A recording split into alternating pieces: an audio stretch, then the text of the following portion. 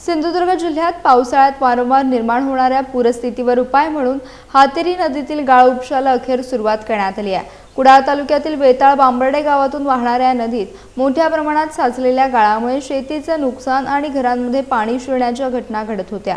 यावर कायमस्वरूपी उपाय म्हणून नाम फाउंडेशन आणि प्रशासनाच्या पुढाकारातून हा उपक्रम राबवण्यात आला आहे। स्थानिक ग्रामस्थांनी यासाठी सातत्याने शासन स्तरावर पाठपुरावा केला होता, त्याला अखेर यश आले।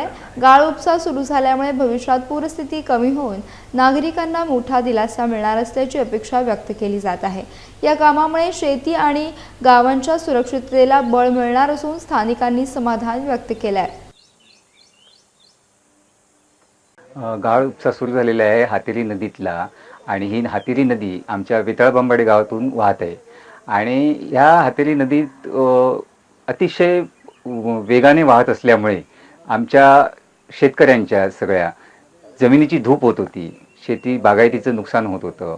त्या ठिकाणी आम्ही भाजीपाला लागवड करत असू किंवा अन्य काही आम्ही शेती प्रयोग करत असू, तर त्या ठिकाणी आमच्या जमिनीची धूपच झाली। म्हणजे कमीत कमी एका शेतकऱ्याची 5-5, 10-10 गुंठे जमीन पूर्णपणे नदीपात्रात गेली। त्याच्यामुळे अगदी लागती माळाची झाड म्हणा किंवा बागायती म्हणा, ही सगळी नदीपात्रात वाहत होती। परंतु आता हे काम सुरू झालेलं आहे आणि सगळ्यात महत्त्वाचा मुद्दा असा आहे की ह्या नदीपात्रात गाळ साठल्यामुळे पूरस्थिती फार मोठ्या प्रमाणात निर्माण व्हायची। आमची जी लगतची घरे आहेत त्या घरांमध्ये सुद्धा पाणी शिरायचं आणि पूरस्थिती निर्माण झाल्यामुळे आम्हाला स्थलांतर केल्याशिवाय पर्याय नव्हता।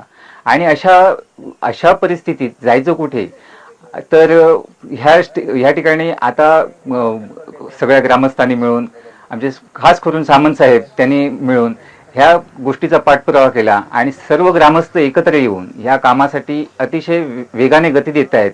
हे बघून बरं वाटलं। प्रशासन सुद्धा फार मोठ्या अतिशय वेगाने काम करतंय।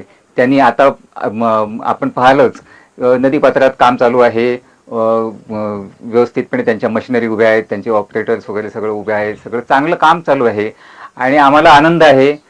कदाचित यावर्षी ह्या गाळाचं नियोजन झाल्यानंतर पूरस्थिती थोड्याफार प्रमाणात का होईना पण नियंत्रणात येईल, याबद्दल मी प्रशासनाचे आणि सर्व अधिकाऱ्यांचे मी खूप आभार व्यक्त करतो।